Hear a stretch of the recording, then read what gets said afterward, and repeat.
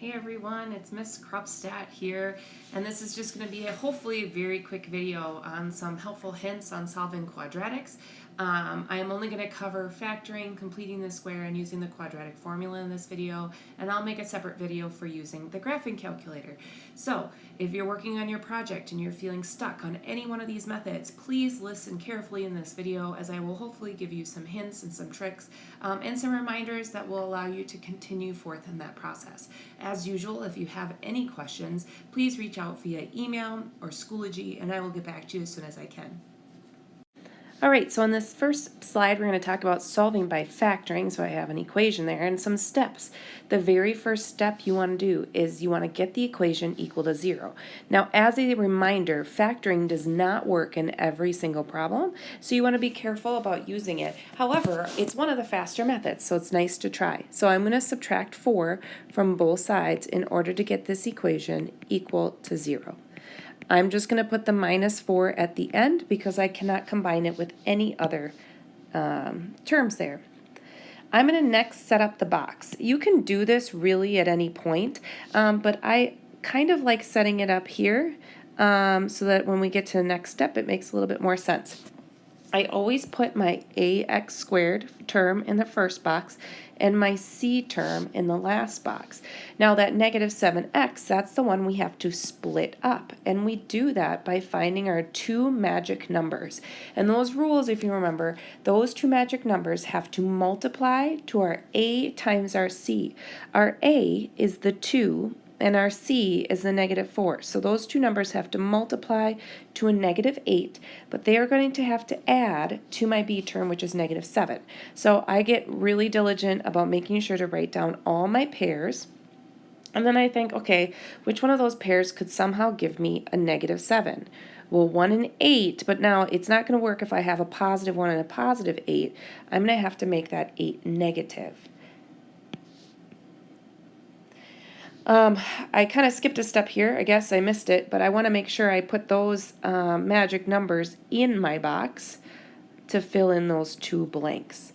Now, it doesn't matter what order they go in, but just make sure you put X's after them.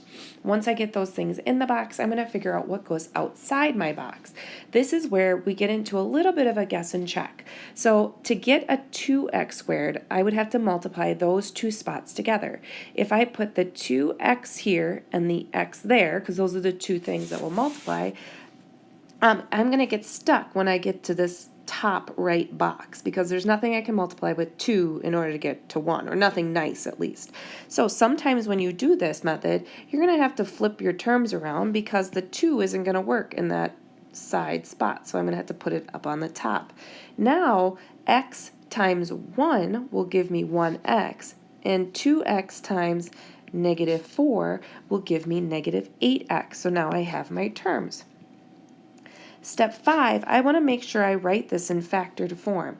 You want to write it in factored form so that, you know, when you're doing your project especially, your teacher understands that this you understand is factored form. But this is not actually the solution. The solution is what values of x make that whole thing equal to 0, and that's when we use the zero product property and we set each factor, so that's a factor, equal to 0. So I'm going to have 2x plus 1 equals 0 and x minus 4 equals 0, and then I solve those two equations. Oops, I divide by 2, divide by 2.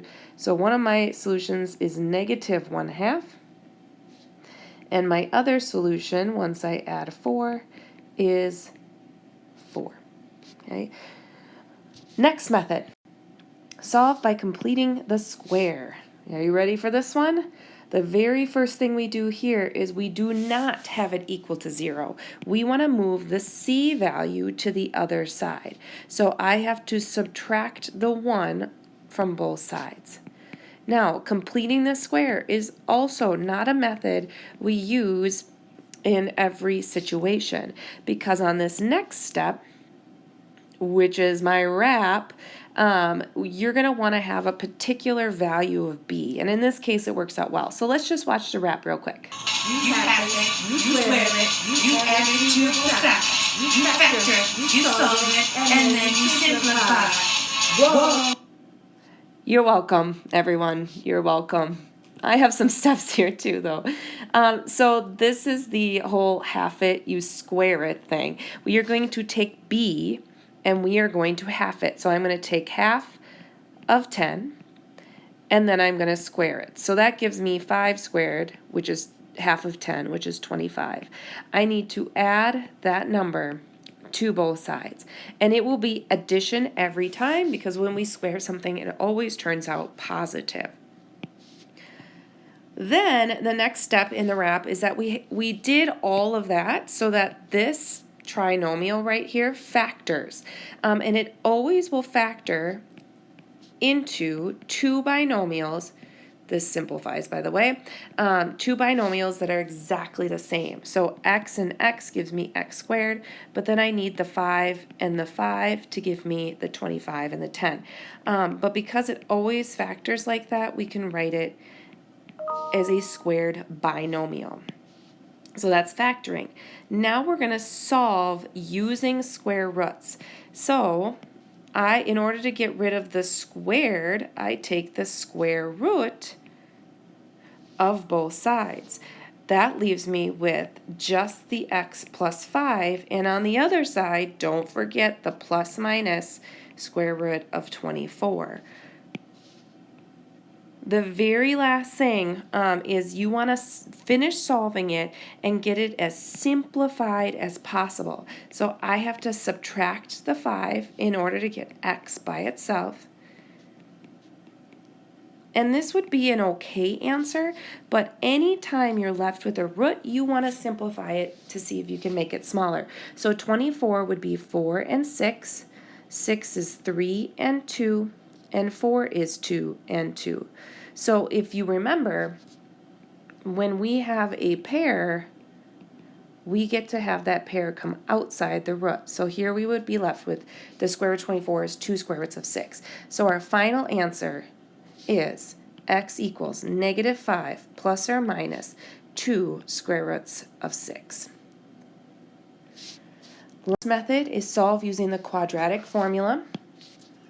First step, just like in factoring, we want to get the equation equal to 0. So here I have to add the 6x to both sides. Now 6x is my middle term, so I have to, in order to make sure I pick my right a, b's, and c's, I want to make sure I put that 6x in the middle. Step 2, some people skip this one, but it's really important. It's to identify what is your a value, your b value, and your c value. Your a is your number in front of x, which here is 1.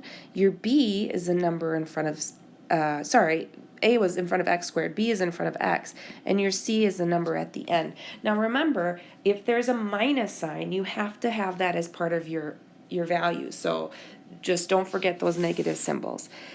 I'm then going to plug those numbers into the quadratic formula. And in class, I talked about using this, template, I think I called it, where I'm just going to change all the A's, B's, and C's into blanks, okay?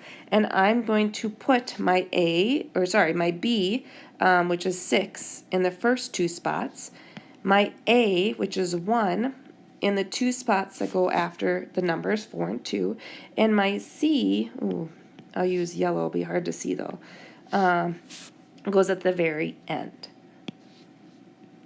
Step 4, you're going to plug that b squared minus 4ac into your calculator. So that is all of this stuff under the root. Do not type in the root. Once I get what that value